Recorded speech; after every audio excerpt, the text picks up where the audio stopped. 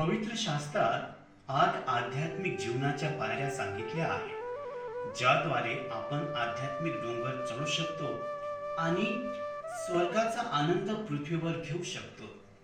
पहिली पायरी आहे, जे आत्म्याचे दिन ते धन्य, कारण स्वर्गाचे राज्य त्यांचे आहे. पायरी नंबर 2, जे शोक करीत आहेत ते धन्य, कारण त्यांचे सांत्वन करण्यात येईल. पायरी नंबर 3, जे सौम्य ते धन्य, कारण ते पृथ्वीचे वतन भोगतील. पायरी नंबर 4, जे नीतिमत्वाचे भुकेले व तहानेले ते धन्य, कारण ते तृप्त होतील. पायरी नंबर 5, जे दयाळू ते धन्य, कारण त्यांच्यावर दया होईल. पायरी नंबर 6, जे अंतःकरणाचे शुद्ध ते धन्य, कारण ते देवाला पाहतील. पायरी नंबर 7, जे शांती करणारे ते धन्य, कारण त्यांना देवाची मुले म्हणतील.